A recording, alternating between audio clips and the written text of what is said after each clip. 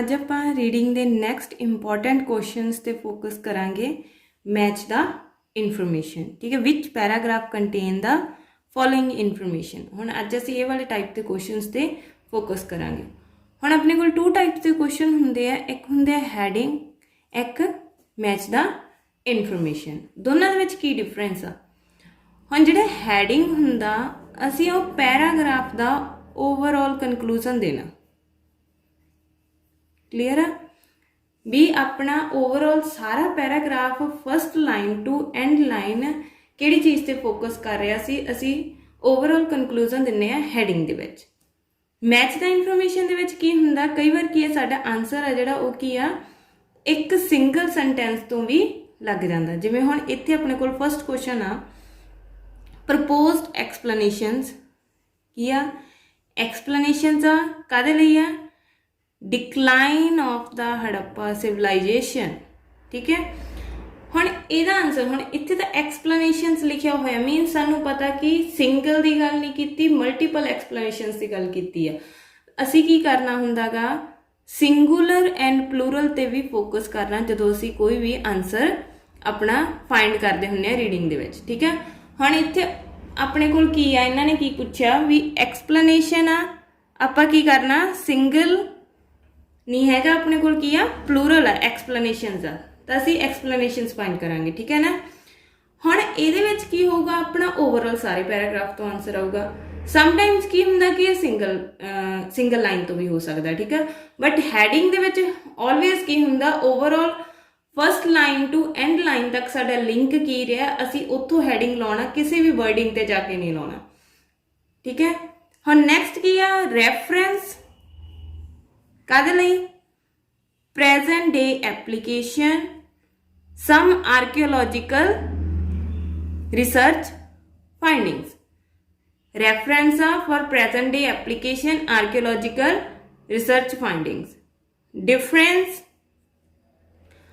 Harappa civilisation and another culture of same period. Fourth, description of some features. Harappa urban design, हुण urban design ते असी की करना, focus करना। नैक्सट की आ reference to the discovery of errors made by previous, मतलब उस वाले टाइम दे नहीं, जो प्रीवियस आर्कियोलॉजिस्ट आ उन्होंने जो किया एरर्स बनाए आ, ठीक है। हुण आपां की कीता, इन्हां नूं पहलां असीं रीड आउट कीता, जस्ट इंपॉर्टेंट इनफॉर्मेशन नूं हाईलाइट कर लिया, असीं किहड़ियां दो चीज़ां दे विच लिंक मैंशन करना, ठीक है। हुण जिवें फस्ट आ उहदे विच explanation decline of Harappa civilisation, उत्थे आपां नूं हड़प्पा सिविलाइजेशन मिल गया, एक्सप्लेनेशन मिल गई, बट वो डिक्लाइन दी एक्सप्लेनेशन नहीं सीगी, तां असीं इहदा आंसर वो नहीं लावांगे। समटाइम्स स्टूडेंट्स की करते हैं कि वो वर्ड्स दे विच कन्फ्यूज होके ਜਿਹੜੇ ਪੈਰਾਗ੍ਰਾਫ ਦੇ ਵਿੱਚ ਸਾਨੂੰ ਵਰਡ ਮਿਲ ਜਾਂਦੇ ਅਸੀਂ ਉਹ ਤੋਂ ਆਨਸਰ ਲਾ ਦਿੰਦੇ ਆ, ਉਹ ਚੀਜ਼ ਨਹੀਂ ਕਰੀਦੀ ਹੁੰਦੀ। ਜਿਹੜਾ ਪ੍ਰੋਪਰ ਲਿੰਕ ਸਾਨੂੰ ਕਿਹਾ ਗਿਆ ਉਧਰ ਅਸੀਂ ਉਹੀ ਜਸਟੀਫਾਈ ਕਰਾਂਗੇ, ਸਾਨੂੰ ਉਹ ਲਿੰਕ ਮਿਲਿਆ ਜਾਂ ਨਹੀਂ ਮਿਲਿਆ, ਦੈਨ ਤੁਹਾਡਾ ਆਨਸਰ ਕੀ ਹੋਊਗਾ, ਸਹੀ ਹੋਊਗਾ, ਠੀਕ ਹੈ ਨਾ।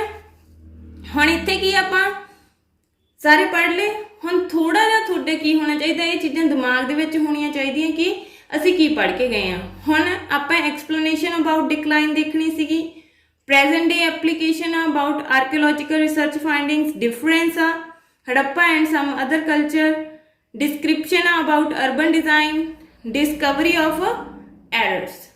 क्लीयर है। हुण आपां की करना, ये पैराग्राफ तो पढ़न लग जाने, ठीक है भी ये पैराग्राफ के विच की आ सानू की इनफॉर्मेशन दित्ती है, असीं उत्थों कंटीन्यूअसली रीड करांगे।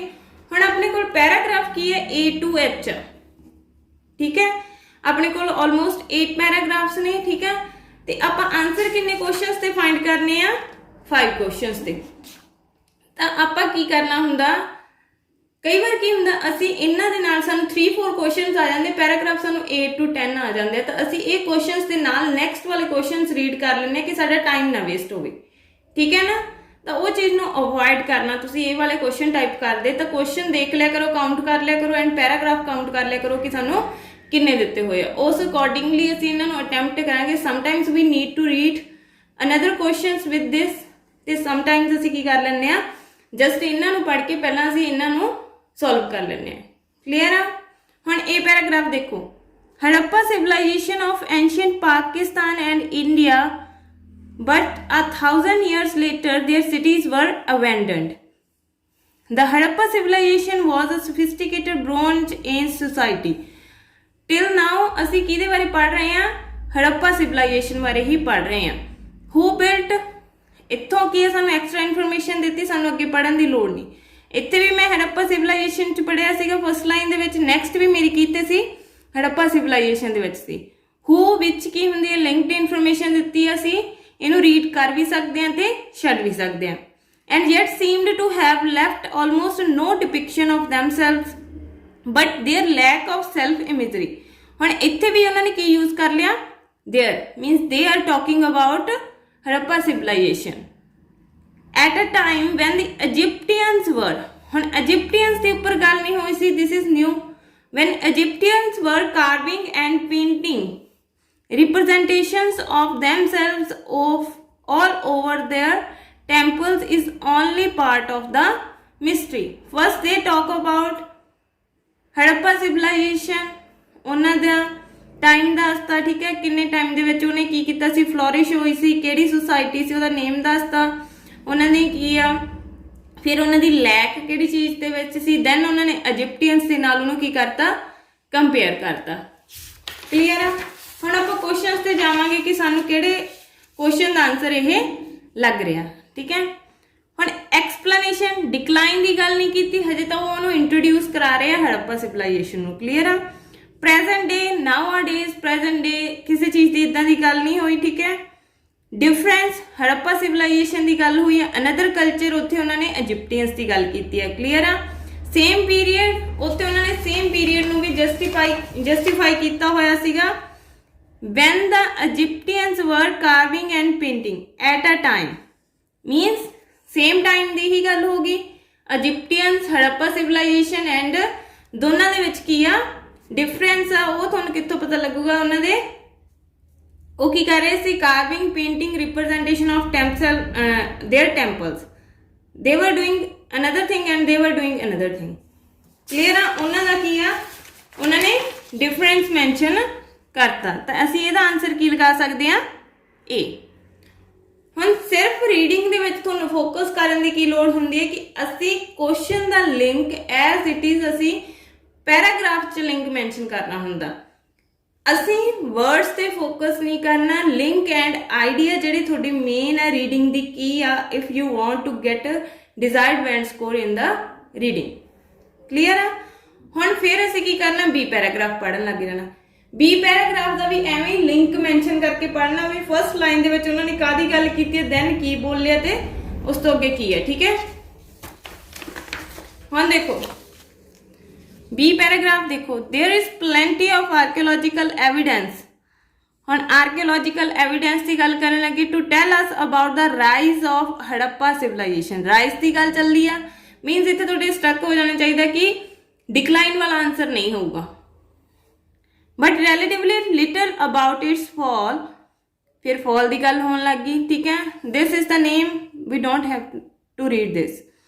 As population increased, ਹੁਣ population increase हुई है, cities were built that had great baths or these things, distinct sectors, houses were arranged in blocks। ਹੁਣ cities ਦੇ ਵਿੱਚ ਉਹ ਕਹਿੰਦੇ ਕਿਹੜੀਆਂ ਚੀਜ਼ਾਂ ਉਹਨਾਂ ਨੇ include ਕੀਤੀਆਂ, ਉਹਨਾਂ ਦੀ ਗੱਲ ਚੱਲੀ ਜਾ ਰਹੀ ਹੈ, ਠੀਕ ਹੈ। It was very much a thriving civilization। Then around 2100 BC, a transformation began। Streets went uncleaned, buildings started to be abandoned, and ritual structures fell out of use after their final demise। A millennium passed before really large-scale cities appeared once more in South Asia। ਹੁਣ ਦੇਖੋ ਇਹਦੀ starting ਦੇ ਵਿੱਚ ਉਹਨਾਂ ਨੇ ਕੀ ਕਿਹਾ ਸੀ? Archaeological evidence ਦੀ ਗੱਲ ਕੀਤੀ ਸੀ about the rising civilisation. Then ਉਹਨਾਂ ਨੇ ਕੀ ਕੀਤਾ? ਪੋਪੂਲੇਸ਼ਨ ਇਨਕਰੀਜ਼, ਸਿਟੀਜ਼ ਦੇ ਵਿੱਚ ਕਿਹੜੀਆਂ ਫੈਸਿਲਿਟੀਜ਼ ਇਨਕਲੂਡ ਕੀਤੀਆਂ ਉਹਨਾਂ ਨੇ, ਠੀਕ ਹੈ। ਇੱਥੇ ਤੱਕ ਉਹਨਾਂ ਨੇ ਇਹੀ ਗੱਲ ਕੀਤੀ ਹੈ ਵੀ ਕਿਹੜੀਆਂ ਫੈਸਿਲਿਟੀਜ਼ ਇਨਕਲੂਡ ਕੀਤੀਆਂ। ਦੈਨ ਟਰਾਂਸਫੋਰਮੇਸ਼ਨ ਦੀ ਗੱਲ ਕੀਤੀ ਸੀ। ਫਿਰ ਉਹਨਾਂ ਨੇ ਕੀ ਚੇਂਜ ਆਇਆ ਉਹਦੀ ਗੱਲ ਕਰਤੀ। ਦੈਨ ਐਟ ਦਾ ਐਂਡ ਉਹ ਕੀ ਕਹਿੰਦੇ ਆ, ਜਿਹੜੀਆਂ ਸਿਟੀਜ਼ ਸੀਗੀਆਂ ਉਹ ਕੀ ਆ ਸਾਊਥ ਏਸ਼ੀਆ ਦੇ ਵਿੱਚ after some Times again appear ਹੋ ਗਈਆਂ। ਹੁਣ ਉਧਰ ਅਸੀਂ ਕੀ ਪੜ੍ਹਿਆ ਸੀ, ਸਿਟੀਜ਼ ਨਾਲ ਰਿਲੇਟਡ ਕੋਈ ਪੜ੍ਹਿਆ ਸੀਗਾ ਆਪਾਂ ਕੀ ਆ, ਡਿਸਕ੍ਰਿਪਸ਼ਨ ਆਫ ਸਮ ਫੀਚਰਸ ਉਹਨਾਂ ਨੇ ਹਾਊਸਸ ਵਗੈਰਾ ਦੀ ਉਧਰ ਗੱਲ ਕੀਤੀ ਹੋਈ ਆ, ਬਾਥ ਵਗੈਰਾ ਦੀ ਗੱਲ ਕੀਤੀ ਹੋਈ ਆ। Then some features, urban design means city design. ਹੁਣ ਅਸੀਂ ਦੋਨੇ ਲਿੰਕ ਮੈਂਸ਼ਨ ਕਰ ਰਹੇ ਹਾਂ ਜਦੋਂ ਵੀ ਅਸੀਂ ਕੀ ਆ ਕੋਈ ਵੀ ਆਨਸਰ ਲਾਉਂਦੇ ਹਾਂ, ਠੀਕ ਹੈ ਨਾ। ਤਾਂ ਇਹਦਾ ਆਨਸਰ ਕੀ ਹੋ ਗਿਆ ਬੀ। ਹੁਣ ਅਸੀਂ ਫਿਰ ਕੀ ਕਰਾਂਗੇ, ਨੈਕਸਟ ਪੈਰਾਗ੍ਰਾਫ ਤੇ ਜਾਣਾ। ਸਮਟਾਈਮਸ ਕੀ ਹੁੰਦਾ, ਕਈ ਰੀਡਿੰਗਸ ਦੇ ਵਿੱਚ ਕੀ ਹੁੰਦਾ ਵੀ A B ਪੈਰਾਗ੍ਰਾਫ ਕਿਸੇ ਕੁਐਸਚਨ ਦਾ ਆਨਸਰ ਨਹੀਂ ਹੁੰਦਾ, ਤਾਂ ਅਸੀਂ ਕੀ ਆ ਧੱਕੇ ਨਾਲ ਉਹਨੂੰ ਲਾਉਣਾ ਨਹੀਂ ਹੈਗਾ। ਕਲੀਅਰ ਆ।